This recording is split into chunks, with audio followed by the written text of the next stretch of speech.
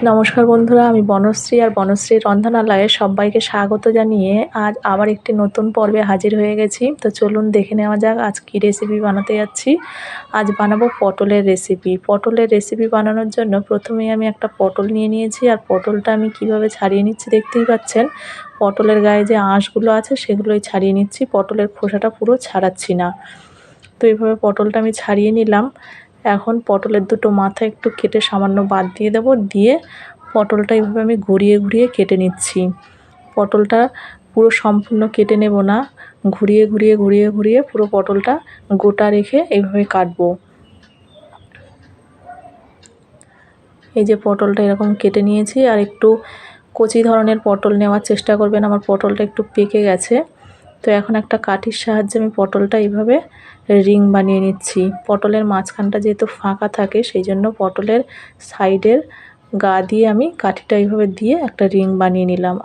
আর এক রকম পদ্ধতিতে আমি কাটা দেখিয়ে দিচ্ছি যাতে পটলটা ভেঙে না যায়। সেই জন্য পটলের মাঝখান বরাবর একটা কাঠি এপার ওপার করে দিয়ে পটলটা ধরে এইভাবে কাটলে পটলটা আর ভেঙে যাবে না।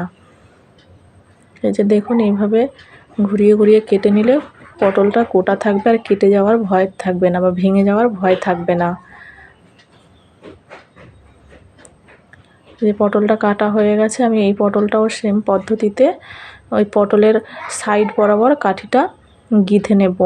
তাহলে পটলটা আর এক জায়গায় হয়ে যাবে না, রিং রিং অবস্থায় থাকবে। পটলের মাঝখানটা যেহেতু ফাঁপা, তাই মাঝখান বরাবর কাঠিটা দিলে পটলটা একসঙ্গে হয়ে যাবে আর রিং ভাবটা থাকবে না। তাই সাইড দিয়ে এরকমভাবে আমি কাঠিটা দিয়ে পটলটা এরকম রিং বানিয়ে নিলাম।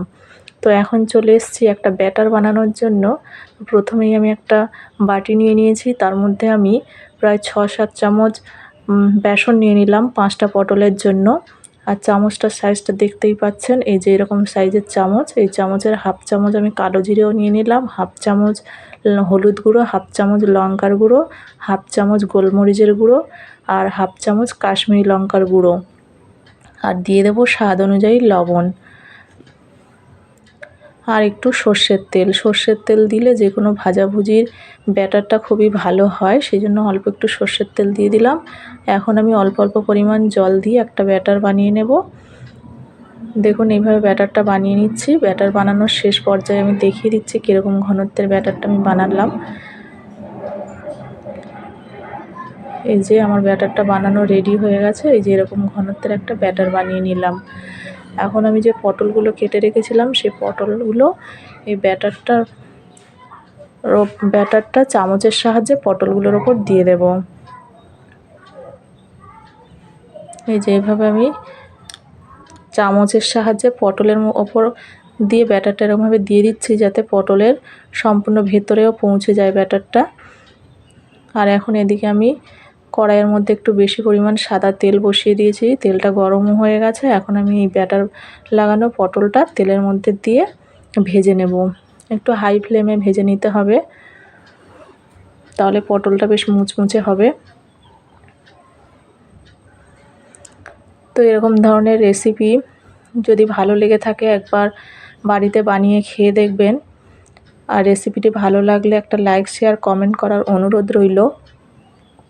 আর চ্যানেলে যদি কোনো বন্ধু নতুন হয়ে থাকেন, চ্যানেলটা একবার সাবস্ক্রাইব করে রাখবেন, আর পাশে থাকা বেল আইকনটিও প্রেস করে দেবেন যাতে আমার চ্যানেলের এরকম ধরনের নতুন নতুন রান্নার নোটিফিকেশান সবার আগে আপনাদের কাছে পৌঁছে যায়।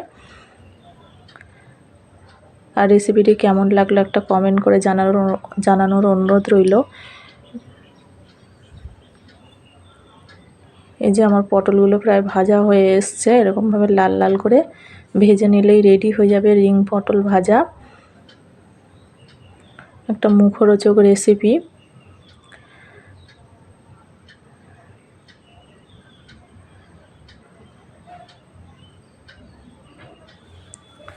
এখন আমার এগুলো ভাজা হয়ে গেছে, আমি একটা একটা করে তুলে নেব।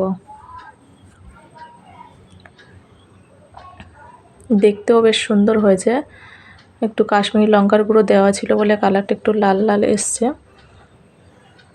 তো আমি একে একে এগুলো তুলে নিচ্ছি। যে সমস্ত বন্ধুরা এতক্ষণ আমার সঙ্গে থাকলেন তাদের অনেক অনেক ধন্যবাদ। এভাবে আমার রেসিপিগুলো দেখতে থাকবেন আর পাশে থাকবেন। আজকের রেসিপি এই পর্যন্ত। দেখা হবে আরেকটি নতুন রেসিপিতে। সবাইকে অনেক অনেক ধন্যবাদ। সবাই ভালো থাকবেন, সুস্থ থাকবেন।